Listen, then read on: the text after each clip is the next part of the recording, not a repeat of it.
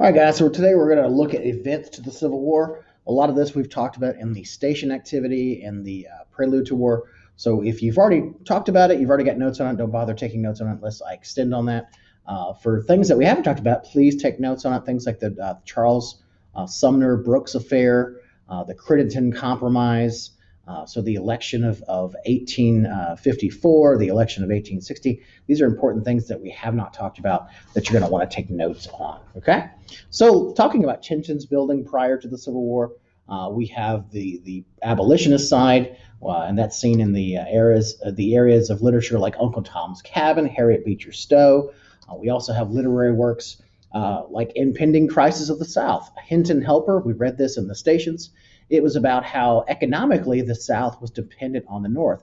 Well, what we didn't talk about in the stations, you didn't see this, was that Hinton Helper is actually anti-slavery.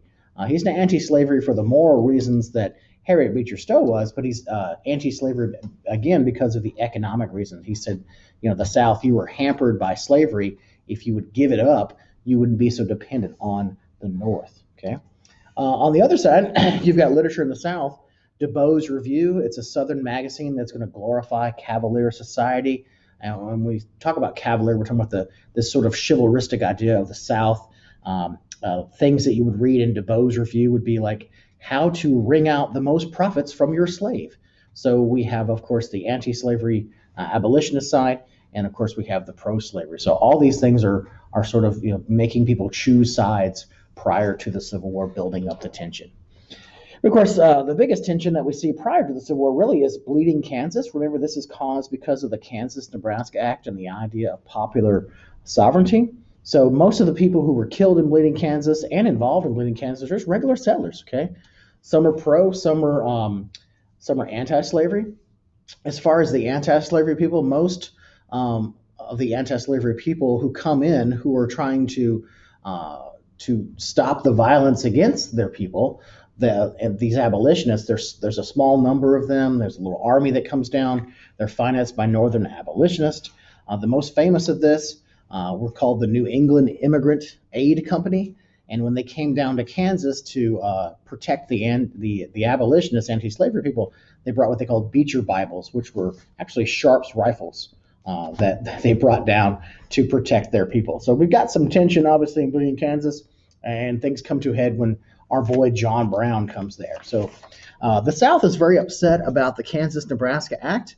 They had some sort of informal understanding that, they've got two territories. One's going to be slave, one's going to be free. They believe that Kansas would be slave and the Nebraska would be free. And now, because of the rising tensions, it's difficult to send slaves in anywhere in the territories. So what we have here is we have in Kansas, we've got territorial legislatures. And the territorial legislature in Kansas, which is in Shawnee Mission, Kansas, used to be an old Methodist mission. It's a pro-slavery legislature.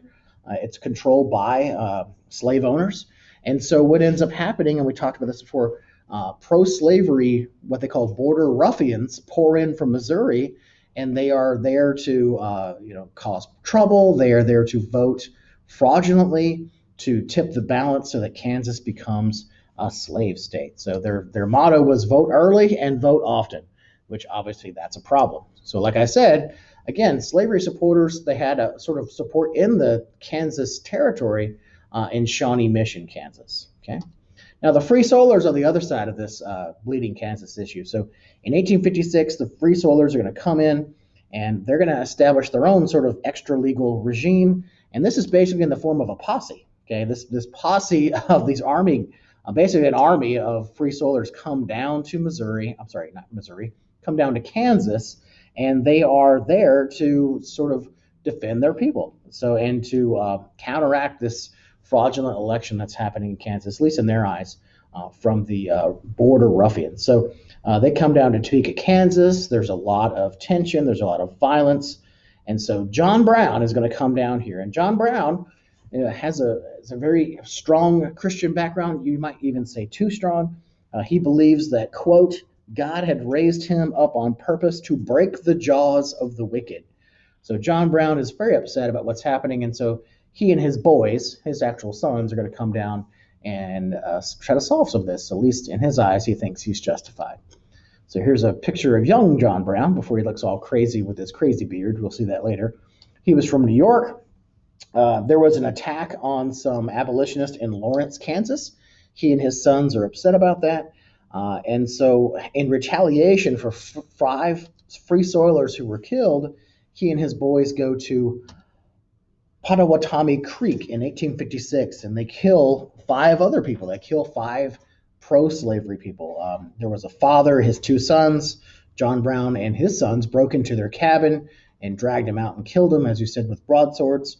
And then in the same geographical area, there were 2 other pro-slavery settlers who John Brown killed. Okay.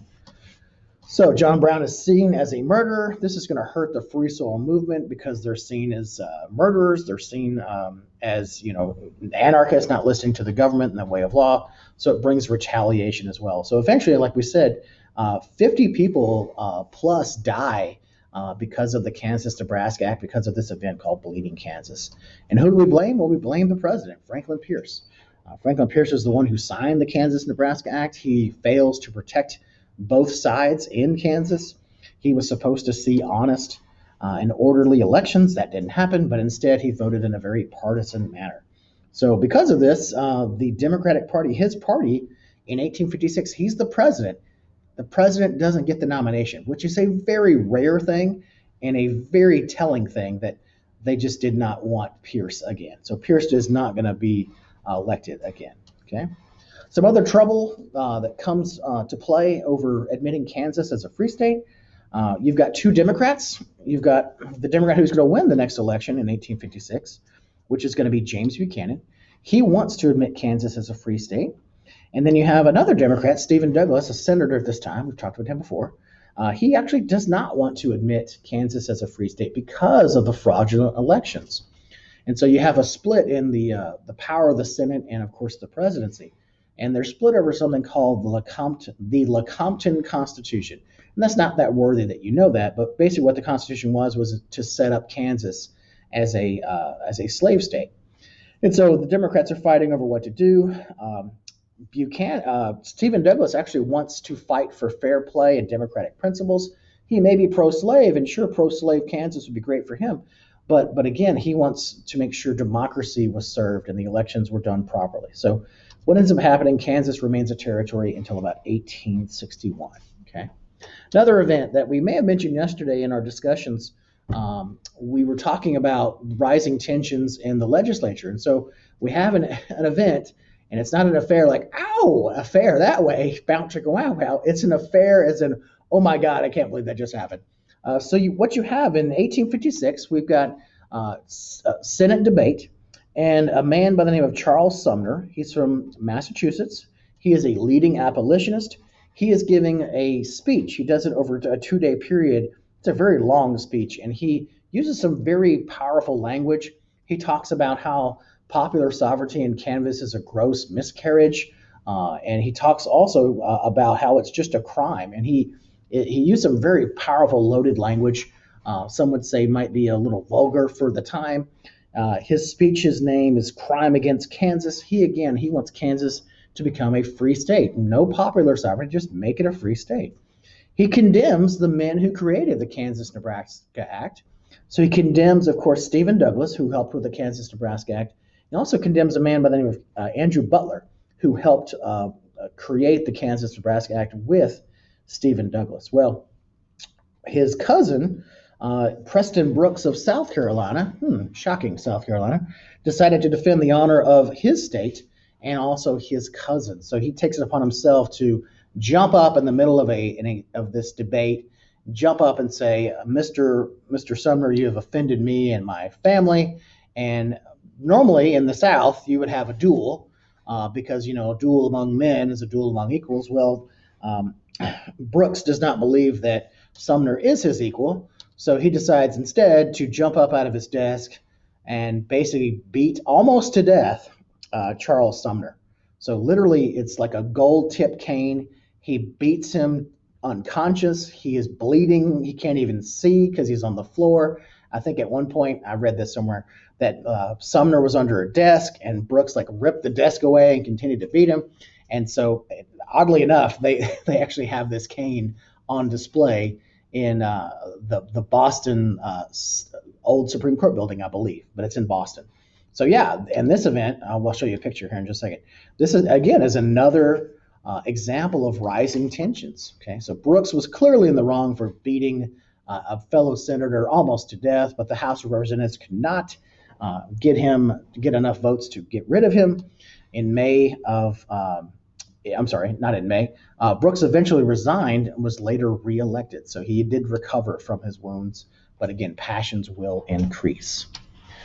So what we get here, this is the famous political cartoon of the day, and this is the name of it. It's Southern Chivalry Argument versus Club. So I think this is obviously going to be from the Northern perspective, that the South doesn't want to debate the issue of slavery. They just want to beat the Northerner with force. So again, rising tensions. You will see this picture again on some sort of test. So be aware of that. Okay, Sumner Brooks affair. So let's talk about the election of 1856. We've got the Democrat. We've got James Buchanan. And he has been abroad for the previous 10 years, so he hasn't really been engaged too much in the issues of slavery. He is pro-slavery, but not sort of on the extreme end of things, okay? On the other side, our first Republican nominee, not our first Republican president, but first Republican nominee is going to be John C. Fremont. Again, his nickname is Pathfinder of the West. He is, again, for things like Manifest Destiny, okay? And on the other end, this is one you definitely need to know, because one of the questions that we saw in the last AP exam was about something called nativism and anti-immigrant. Well, there's another party that comes around. This is called the Know Nothing Party, okay? And their candidate is Millard Fillmore. He is anti-foreign. He is anti-Catholic. And the word we use to describe people who are anti-immigrant is called nativist. And so he is for this idea that Americans must rule American. Okay, so we introduce him not because he has any chance of winning, but because, again, introduces another anti-immigrant political party, okay, much like the Alien and Sedition Acts we talked about way after that. We're trying to limit the Democrat-Republican votes. This is going to be very similar to that as far as anti-immigrant sentiment, okay? So Buchanan's going to win and then becomes president. We'll talk more about Buchanan here in just a second, okay? Something else that we watched the video already on, so I won't go over this too much in detail. The Dred Scott decision, very, very important. In March of 1857, only 2 days after Buchanan is in as president, the Supreme Court lays down their decision that Dred Scott is not protected because he's not technically a citizen of the United States. Remember from the video and our discussion that Dred Scott believed that because he was illegally taken to a free territory in Illinois, that he himself was free. And the issue was, well, is he free or not? And the Supreme Court decided, no, you're not free because you are not a citizen. And of course, there were two dissenting opinions that said at the time of the Constitution, there were, I believe, 7 colonies that were allowing free black men to vote. And so technically they were protected, but it didn't matter. But this is one of the big reasons for the Civil War. Okay. So he lived on this free soil for many years. He did want his freedom. And again, he did eventually get his freedom, but I think he died 2 years after he got his freedom. Okay. The Chief Justice, who lays down the decision and the winning opinion, says that Dred Scott was a black slave, therefore could not be a citizen, couldn't sue in federal courts, and that private property could be taken into any territory. Again, the idea that slaves are actually property, couldn't deprive owner of property without due process of law. So again, the 14th Amendment is being used here. Actually, I'm sorry, scratch that. That was not appropriate. 14th Amendment won't be passed until after the Civil War, so scratch that idea, please. The idea of due process will be applied to the 14th Amendment, but I got ahead of myself, so please don't write down 14th Amendment, okay? All right. Missouri Compromise, 1820, okay? This is what the Dred Scott decision, this is a big one, so put a star by this, write this one down verbatim. The Missouri Compromise of 1820 is unconstitutional because of the whole private property and because of the citizen issue, and that it was unconstitutional all along. Congress had no power to ban slavery from territories because slaves were property. So please know that not only the Dred Scott decision makes the Missouri Compromise sort of null and void. So does the Compromise of 1850, which we have already talked about. Okay. The South was very happy with the Dred Scott decision. The North was not very happy at all. Okay. Other causes, and I think some of you mentioned this yesterday when you were looking up reasons for the Civil War, Panic of 1857. All the countries affected. Of course, some parts of the country affected more than others. There's unemployment, there's hunger. The North is the hardest hit. And because of this, we'll see Abraham Lincoln try to help them when he gets elected. And it's one of the biggest reasons of the Civil War because of this economic discrepancy between the North and the South. And again, you're already tense with another political party, another part of the country. You feel like the part of the country is ruled by Republicans, or not Republicans, but anti-slavery people in Washington, D.C. And so it just divides you further now that you are suffering economically. So in the South, cotton is going to be king, so they feel fairly powerful. They're not quite as decimated as the North in the Panic of 1857. Okay, so the Panic of 1857 is going to give Republicans issues for election in 1860. So as I said, one of the things that Lincoln is going to want to do, he's going to be the nominee. He becomes very popular because of the thing we're about to talk about. He is going to work for protection for the unprotected. He's going to raise the tariff, trying to protect manufactured goods and domestic products. Farms for the farmless, free soilers, they're going to be absorbed into the Republican Party. The free soilers are pretty much done in 1854 because of the whole Kansas-Nebraska Act issue. Kansas, by the way, eventually, I may have mentioned this, will eventually become a free state in 1861, but that's, of course, quite a ways after this. So one of the things that gives Abraham Lincoln his popularity are the Lincoln-Douglas debates. These are long debates. They're some of the best debates in American history. And it's not a presidential debate, but it's an Illinois senatorial election of 1858. He's running against our boy, Stephen Douglas again. Again, that's one of the most famous debates in American history. Again, we've got Stephen Douglas. He is the great debater. He's supposed to win this, but he goes against a young Abraham Lincoln, he does have a poor background. He is self-taught, but he does an excellent job of actually battling Stephen Douglas. At first, it was very ill-matched. Lincoln's not a smooth talker, but you had logic on his side. And remember, you probably heard this, a house divided cannot stand. He uses that, and that's very logical to people. Lincoln is going to lose the senatorial race, but now he has the national spotlight and will become the Republican nominee in 1860 for president. Okay. Other events that happened that are going to be causes for the Civil War: John Brown, Harper's Ferry, our boy John Brown. Here on the right is him and his craziness. People thought he was literally insane. I think you can kind of maybe tell that by the picture on the right, or the drawing rather. So he wants to furnish a slave revolt with munitions. So he goes to Harper's Ferry in Virginia. This is actually in Western Virginia. But basically what he does, he wants all to establish a black free state where West Virginia is today. And so in 1859, 1 year prior to the Civil War, he and I think we said about a dozen men are going to try to seize a federal arsenal in Harper's Ferry, Virginia. And in the process, killing 7 people. And as I said yesterday, it's going to fail. A lot of the slaves didn't know what to do. They didn't know what was going on. They felt like if they attempted to free themselves, the punishment would be worse for them and their families. They didn't know how to use weapons, so they didn't join him. So his emancipation, his violent emancipation, fails miserably. And as we said, Robert E. Lee is quickly captured. John Brown is quickly captured by Robert E. Lee. He is convicted of murder and treason. As we said, both candidates, Stephen Douglas and Abraham Lincoln, or senatorial candidates, from Illinois, they condemned the act of John Brown, which is kind of a big deal. They were former rebels, but at least they agree here. And they did try to get him tried as insane, which I think would probably have worked, but it did not work. So here's a painting of the last moments of John Brown. This is at the Metropolitan Museum of Art in New York. Crazy John Brown there, walking down the steps. And here is looks like a preschooler made this. This is John Brown going to his hanging in 1942. This is in Pennsylvania's Academy of Fine Arts.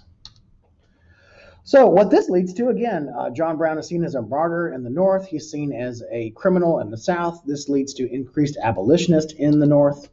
And of course, now we get to the election of 1860. This is a very interesting election.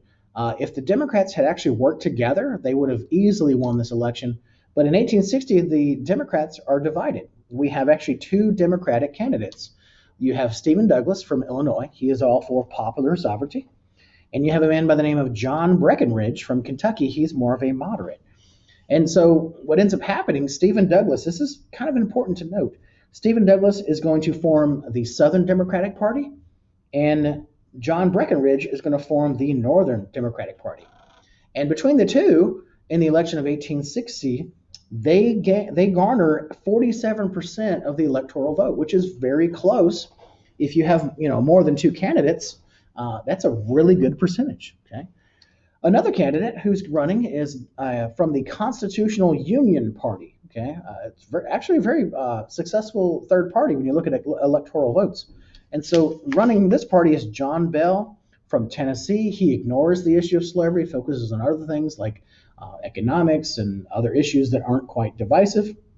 And he actually garners 12% of the electoral vote. So that's not bad for a third party, okay? And then, of course, we have Lincoln, Republican Party. Abraham Lincoln from Illinois. He is pro-free soil. Remember, the free soilers were absorbed by the Republican Party. He is against the extension of slavery. He does support a protective tariff, especially for the northern states, to sort of stem the tide from the recession or depression of 1857. I should say panic of 1857. And he also sort of is a fan of, Henry Clay's American system. He's a fan of internal improvements, more roads, more canals.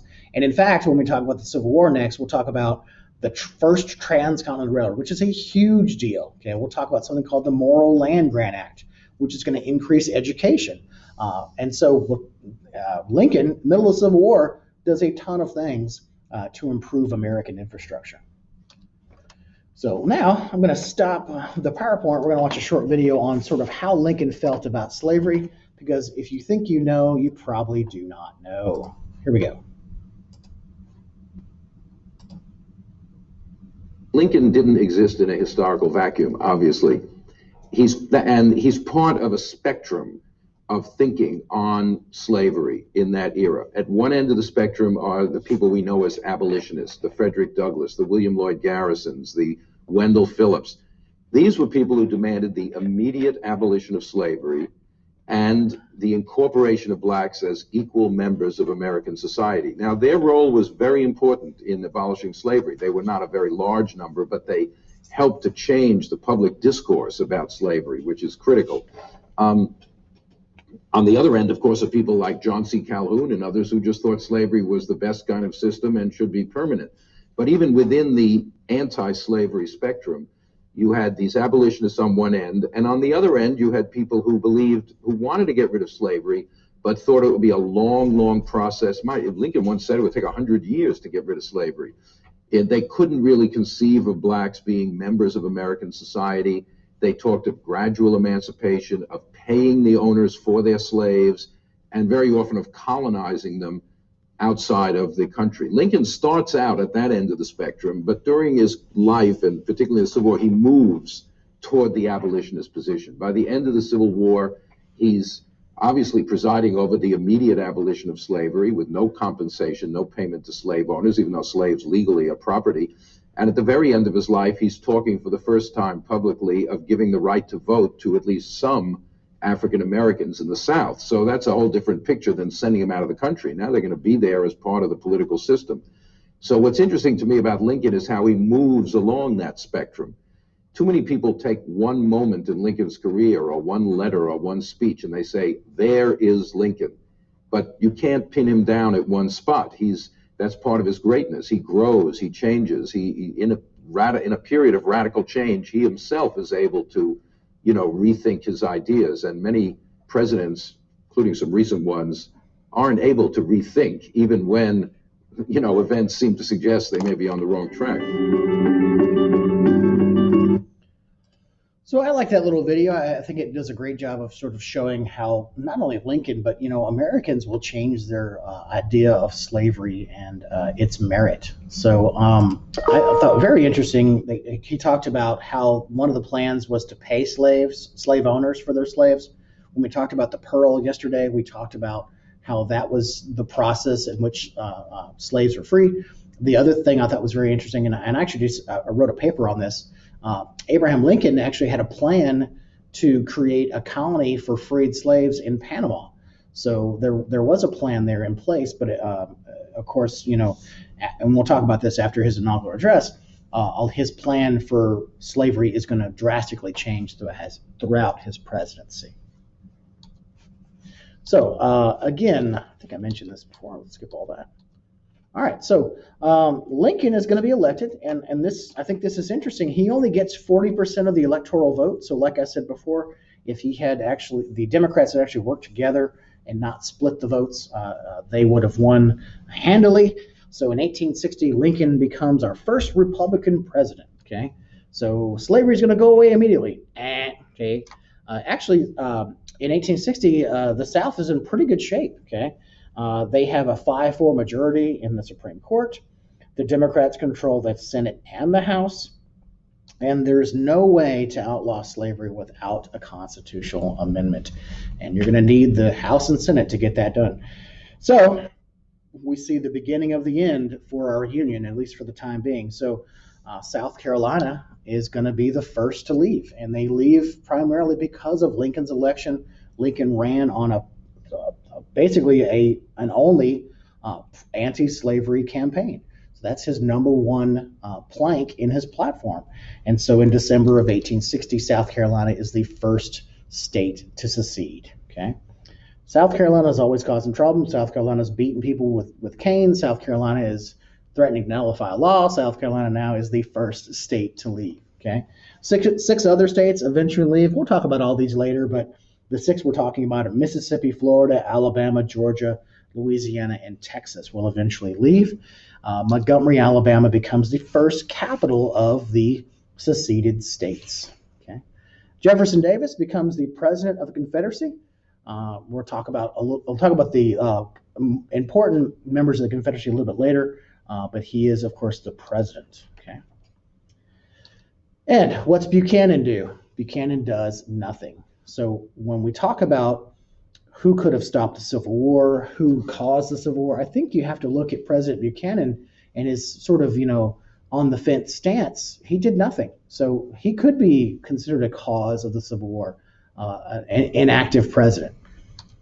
So in the last-ditch effort to kind of bring South Carolina back into the fold and keep more states from seceding, you have something called the Crittenden Compromise. This is a last-ditch attempt at peace. Would have involved several constitutional amendments. Part of these amendments here, the first one is that slavery in territories north of this 3630 line, this is the Missouri Compromise line basically, would be prohibited. Okay, so any slavery at all above that area almost splits the whole country in half. South of this line, slavery is actually be federally protected. So one side, absolutely no slavery. Other side, slavery will be protected. All other territories existing or added after these initial states are going to be open for popular sovereignty. Sounds like a very weak compromise, and of course Lincoln rejects it because he is totally anti-slavery. So here are those reasons again of the Crittenden Compromise. Not a very important compromise, just know that it failed and it was the last-ditch attempt to stop more secession. Okay, Lincoln rejects this, and because again he is been elected on a platform of no extension of slavery. So why the southern states left? Number one, every reason they leave is somehow related to slavery, economically, politically, socially. They feel the political balance is tilting away from them now that Lincoln's become president. And there have now been years of sectional conflict, manifest destiny, nullification, tariff of abominations, Kansas-Nebraska Act, Bleeding Kansas, John Brown, all these pro-abolitionist pieces of literature. So it has come to a head, and here we go. So, and of course, the criticism of slavery is not stopping. We're actually having growing criticism of slavery. So eventually, States are focused on themselves, their state right to have slavery, other states' rights. We talked about other reasons for the Civil War. And so what we'll do now is we'll actually look at the first inaugural address of Lincoln. And then later on, we're going to compare that with the second inaugural address. So how does Lincoln's stance on slavery change?